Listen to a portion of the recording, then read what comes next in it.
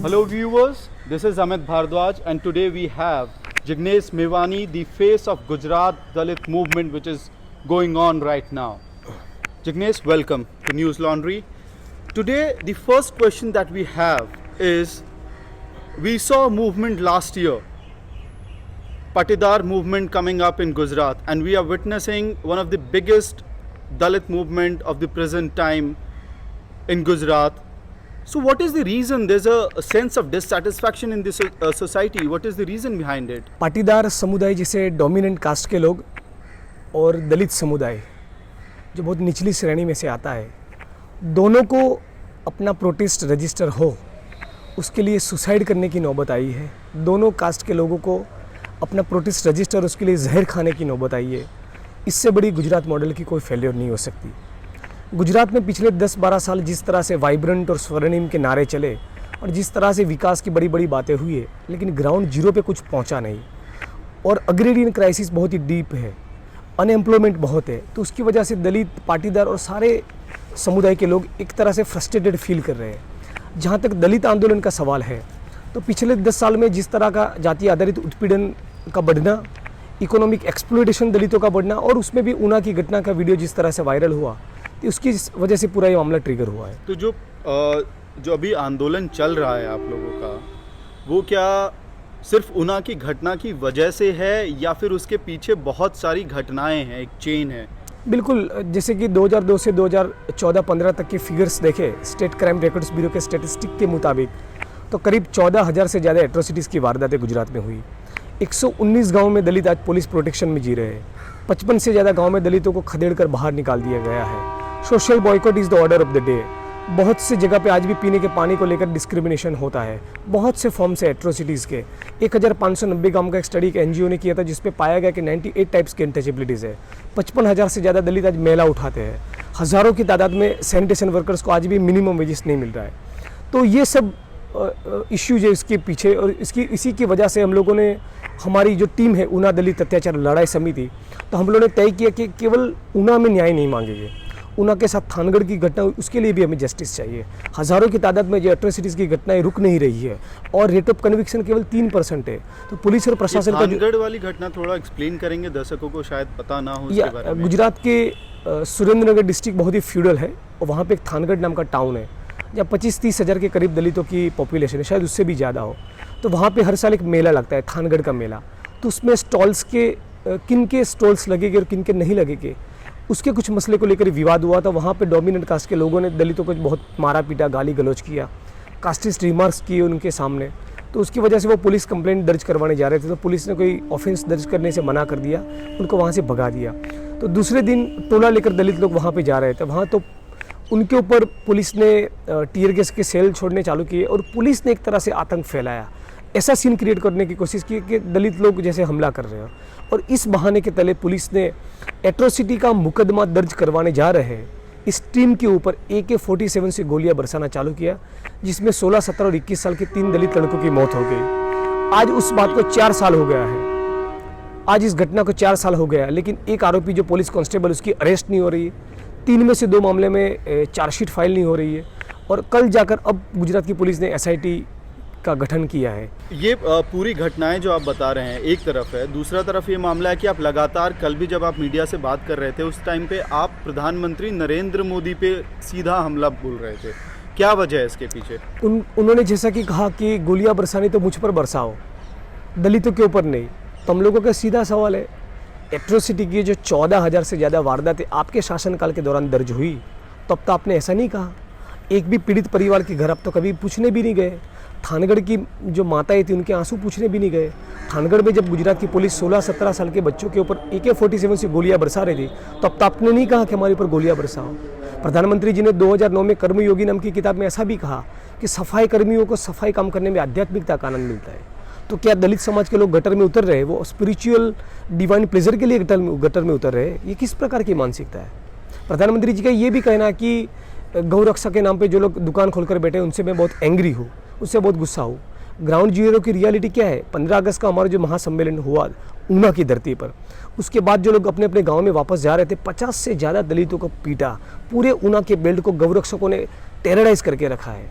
तो उनके वो रेटोरिक से हमारे जीवन में कोई फर्क नहीं पड़ रहा है। क्या हुआ उस ऊना की रैली के बाद? क्या घटनाक्रम हुई थी? 5 अगस्त को अहमदाबाद के वेजलपुर एरिया से हमारी पदयात्रा निकली, दलित अस्मिता यात्रा, और 15 अगस्त को ऊना पहुंची। फिर हम लोगों ने वहाँ बहुत बड़ी एक सभा की।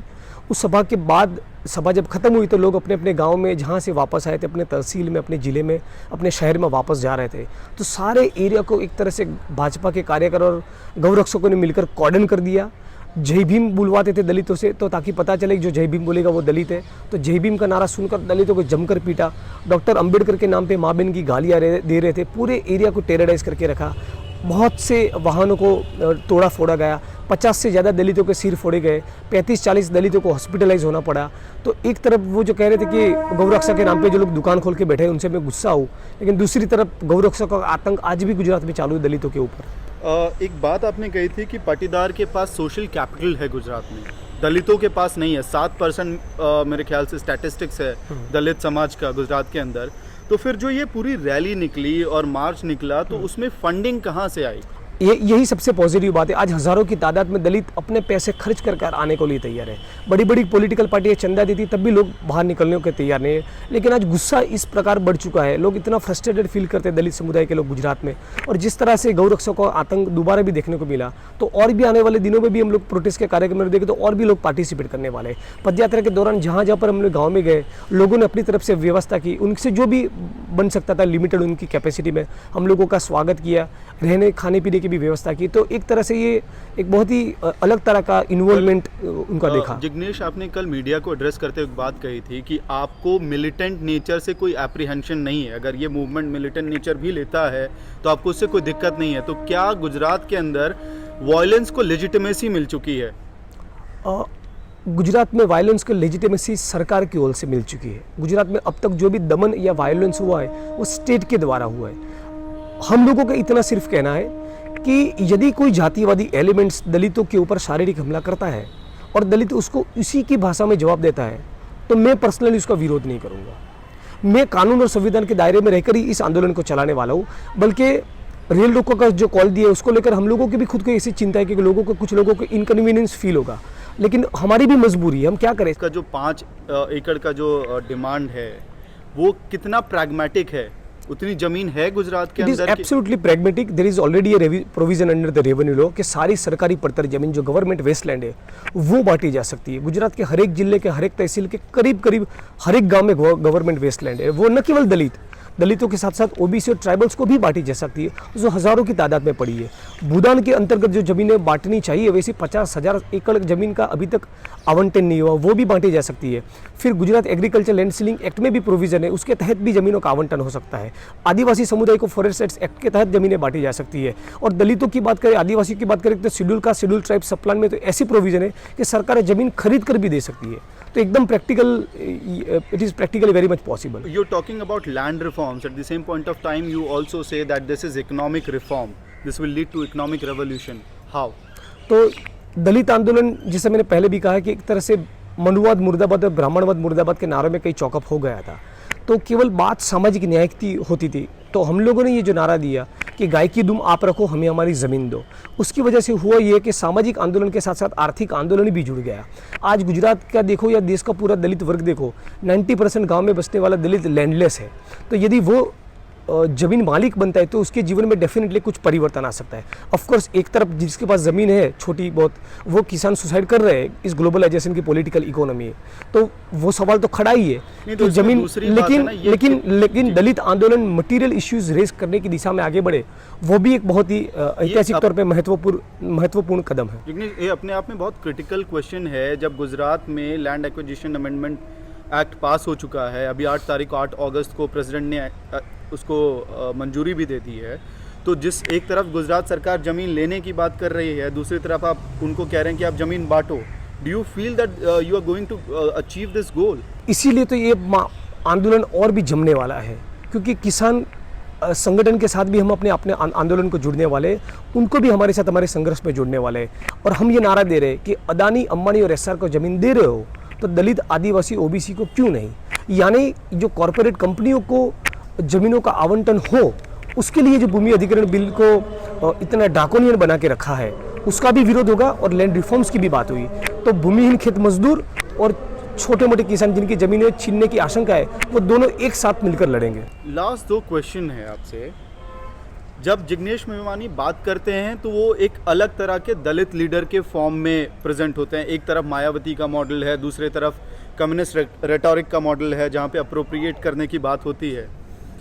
जिग्नेश मेवानी बहुत ही अलग तरीके से लोगों से इंटरेक्ट करते हैं, लेकिन आपकी बातचीत, आपके दिए हुए स्टेटमेंट्स को अगर हम रीड करते हैं पिछले 1 महीने में जो आपने बातें रखी हैं, आप एक ही तरह के स्टेटमेंट्स बार बार हर जगह पे अलग अलग जगहों पे दे रहे हैं। Why is it so? अभी जो 10 डिमांड सरकार के सामने रखी है, उसी के ऊपर हमने फोकस बनाए के रखा है। अभी ये जो नारा दिया है कि गाय की दुम आप रखो, हमें हमारी ज़मीन दो, उसी के ऊपर हम लोग फोकस करना चाहते हैं। दलित इशू के अलावा दूसरे भी दलित इशू के अलावा की भी सारे सवालों की आने वाले दिनों में हम बात करेंगे। जब किसानों के आंदोलन हमारे साथ जुड़ेंगे, जब मजदूरों के आंदोलन जुड़ेंगे, जब नारीवादी मूवमेंट के साथ जो लोग काम करते हैं वो हमारे साथ जुड़ेंगे, ट्राइबल्स से जुड़ेंगे, तो आने वाले दिनों में हमारा एजेंडा भी ब्रॉड होने वाला है। Last question, you resign from आम आदमी पार्टी येस्टरडे। तो एक तरफ आप जहां पॉलिटिकल मूवमेंट की बात कर रहे हैं, दलित एम्पावरमेंट की बात कर रहे हैं, दूसरी तरफ आपने रिजाइन कर दिया। सो यू डोंट बिलीव कि इलेक्टोरल पॉलिटिक्स में दलित को आना चाहिए या दलित लीडरशिप को आना चाहिए? इलेक्टोरल पॉलिटिक्स में दलित लीडरशिप को बेशक आना चाहिए, सत्ता में भागीदारी भी होनी चाहिए, लेकिन बहुत जेन्युइनली कहूँ तो आम आदमी पार्टी ने कभी इस मुद्दे का पॉलिटिकल रंग देने की कोई कोशिश नहीं की, उसको पॉलिटिकली भुनाने की कोई कोशिश नहीं की, इसको पॉलिटिसाइज करने की कोशिश नहीं की। फिर भी मेरे आपके साथ जुड़े होने की वजह से जिस तरह से लोग मुझे डिस्क्रेडिट करने की कोशिश कर रहे थे, कुछ भाजपा के लोग और कुछ जेलस एलिमेंट्स दलित आंदोलन के साथ जुड़े वो भी, तो फिर मुझे लगा कि इस मूवमेंट को कहीं नुकसान न हो, इसीलिए मैंने आप में से रिज़ाइन किया है।